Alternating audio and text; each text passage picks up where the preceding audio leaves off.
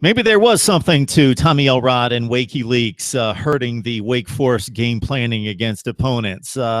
This looked like an entirely different offense against Temple in jetting out to a 31-7 lead en route to a upset win for Wake Forest, 34-26 over Temple. The Demon Deacons finished the season at 7-6, an 11-point underdog against the Owls. And this started out as though Temple was the far superior team, more explosive, faster on defense, and more physical. It started out as a John Wolford running for his life on the first few series of the game. He was completely under siege, including a 3rd and long in the first series, in which he made a horrible decision when it was clear that there was a flag on the field, so there was going to be a hold against his offensive line anyway. He threw it up for grabs.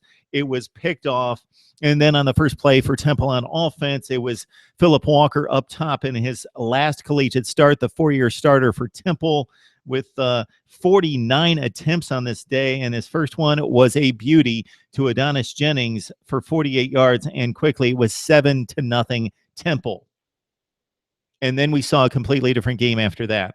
The Temple defense, or the Wake Forest defense, against an explosive Temple offense, it was key that they caught their breath, and they, on the next couple series, limited Temple to nothing.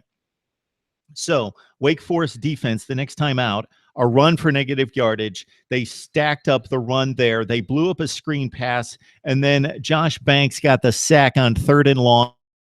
And then after that, they completely dominated the Temple offense for the entirety of the first half. Then Wolford kind of got things going as Wake Forest went to an up-tempo scheme to try to get Temple on its heels, and it worked. Matt Coburn, a pass out of the backfield for 21 yards. Then he ran it for 13 yards. And then Jabari Hines caught the screen pass on the left. He got one key block from his fellow wide receiver, took it to the house for the touchdown to make it 7-7. Wake Forest later had a 4th and 5 at the Temple 34. They had a chop block in which they got the first down, but they had the penalty. They chose to punt. But Sean Chandler, not used to the return game, fumbled the punt inside the 10-yard line. The long snapper hustled all the way down Dayton Demel to recover the ball inside the 10-yard line. And before you knew it, Wake Forest led it 14-7. Wake Forest, if you noticed inside the tackles and when Temple would run stretch plays on the ground, the gang tackling was there almost every time. And then when Temple completed the ball in the flat or downfield, the tackling in space for Wake Forest, for the most part, was tremendous. All right, Temple moving the ball the next possession until number 34, Demetrius Kemp, with the batted ball on the screenplay. And then number 53, and we saw this kid all day, and I shouldn't call him a kid. He's a monster. He's a man. Duke Elijiofor made the interception. That set up Temple for another touchdown drive. Temple the next series, or Wake Forest for the touchdown drive. The Owls on the next series drove it inside the 10, but Wake Forest, time and time again, the defense would make huge plays in key situations. Brad Watson making his last career start, the veteran senior defensive back for the Demon Deacons, on the blitz, the sack, backed up Temple to the 27-yard line and made this game at 31-10 at half.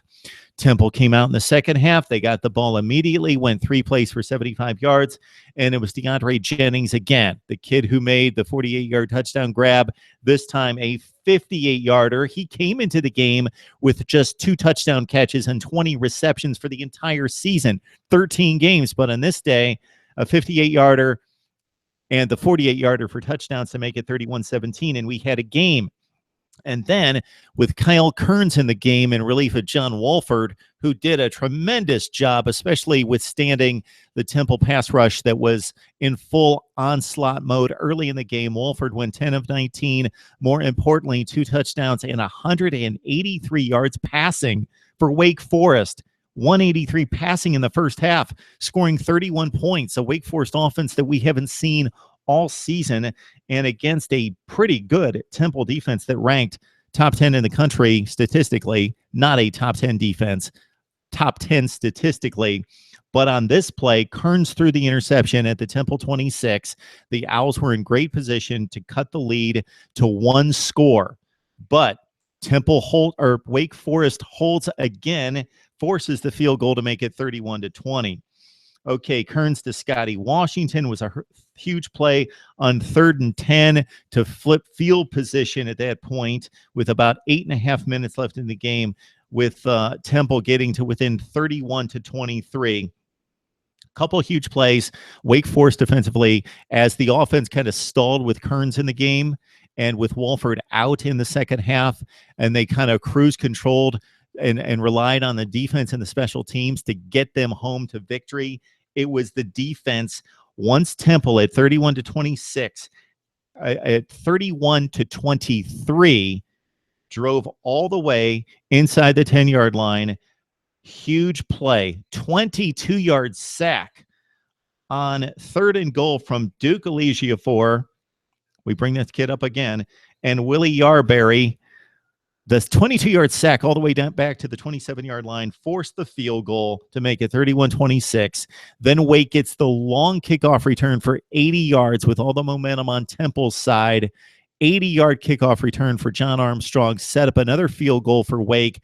Their only scoring of the second half, 34-26. And then Ejiofor with another huge play. So Temple's down 34-26. They have one possession to get the touchdown and the 2-pointer to tie this game. There's about a minute left to play. They've got a 3rd and 1. Ejiofor throws the running back for a 3-yard loss, sets up 4th and 4. Then there was a miscommunication between Philip Walker and his 2 receivers in the same area. He threw it deep. They both kept it short. He faded it down the sideline deep. Miscommunication. End of game. Wake Forest holds on 34-26.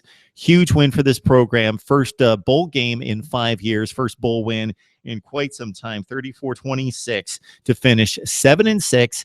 Temple, now with Matt Rule moving on to Baylor, now coached by Jeff Collins, who spent quite a bit of time in the SEC as an offensive coordinator, moves to Philadelphia to take over the Owls and take over a fine roster, although they lose their leader of 4 years in quarterback Philip Walker, 28 of 49 on this day. Both teams take on Notre Dame in the non-conference next year. For Wake Forest, they also take on Appalachian State on the road in a tricky non-conference game. For Temple, it's Notre Dame, Army, UMass, and Nova, in addition to the American Conference schedule.